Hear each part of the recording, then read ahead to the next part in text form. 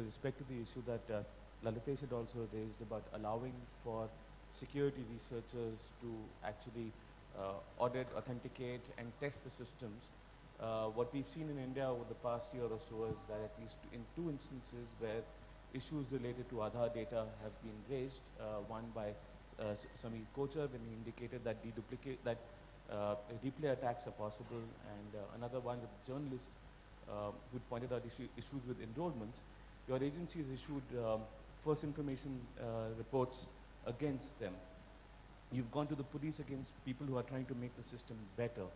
So what are the steps you're looking to take now to improve trust with independent researchers who want to help improve the system? So your question is to Lalitesh? The question is to you, sir, because your agency is for those police. Now that, may I know your name, please? Okay, right, yeah. So let me explain to him, because the 2 incidents that he referred to, unless and until you know about the incident, you will not understand, right, what has happened. And there are 2 very important case studies also. He referred to one journalist against whom we have launched police case. That journalist, he carries out a sting operation, and he goes to one Aadhaar center, and he says that, look, I don't have any document. Can you make one Aadhaar for me? And he gives entirely a fake name, and he kinds of, allures him, right? And he, offers some money, and he did offer money on camera. And then, first that person makes a fictitious driver's license on a computer Photoshop. And then using that driver's license, he enrolls him for Aadhaar, right? Only enrolling for Aadhaar. Now that journalist, he thinks that, and he had enrolled under his real name few days back. So he was under the impression that he has enrolled for Aadhaar with his real name, and therefore his Aadhaar would be generated. And now he was trying this, this thing. What happened was that, just see his fate. His, this fictitious Aadhaar enrollment, or the Aadhaar enrollment with a fictitious name, that data also came to us. And his real Aadhaar enrollment with real name also came to us.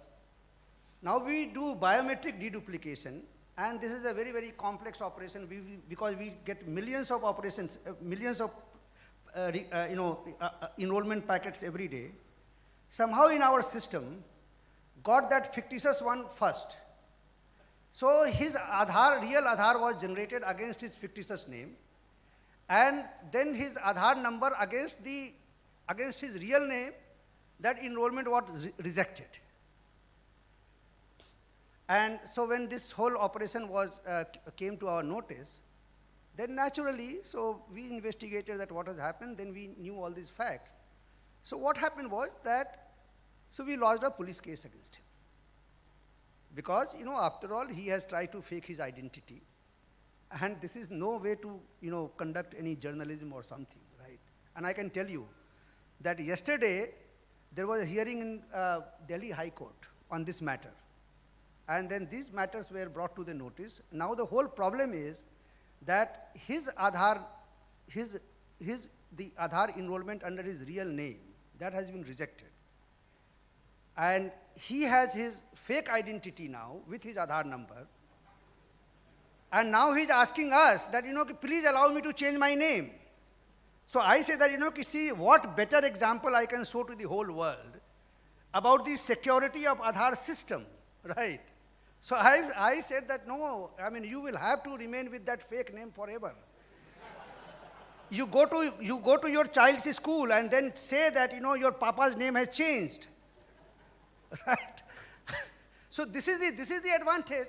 So the people were asking me that, what happens, if I give you a fake the fake name. You don't verify the name. I said that, look, with one set of biometrics, you can have only one name, right? You can't have, 5 names with one set of biometrics. And you choose, if you want to remain in the fake name or something. So I think that was the context. Then the second case is mentioned. It was again, I will say is some kind of a misadventure, saying that, this biometrics can be replayed or something. Then again, my answer, I have already given my answer, that, always this happens in the assisted mode, number one. We have a full traceability as to from where this request has come. We have also provided, now that the biometrics will get encrypted right at the time of capture. So all those possibilities wouldn't be there, but in any case, you see, the human mind is very ingenious. And they will try to commit some fraud, try to find some loophole or something. What is most important about this Aadhaar structure is that we have the capability to find out, in case if any fraud happens, exactly pinpoint that where this fraud has happened, and then catch the culprit. So I think, that is also a security. Thank you. Can I just, add to this issue? You might raise the question that if it is so easy for me to enroll in a fictitious name, why don't you have a robust verification mechanism? And this whole issue of being inclusive was designed at the initial stage itself, because if you have document A, you can produce document B, and with these two A and B, you can produce C. So it's a circular problem.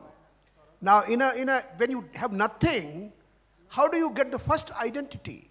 It's like a bootstrapping problem of the computers. How do you start the operating system?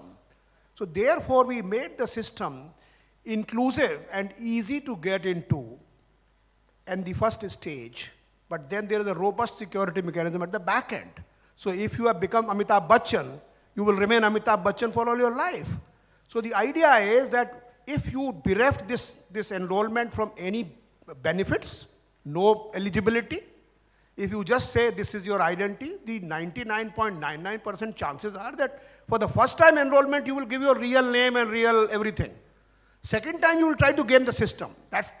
And second time, you will be eliminated. For this gentleman, what happened, not this gentleman, but the guy example you gave, what happened was that, it was his bad luck that the fictitious thing got first, and he got it, and now he is stuck with that.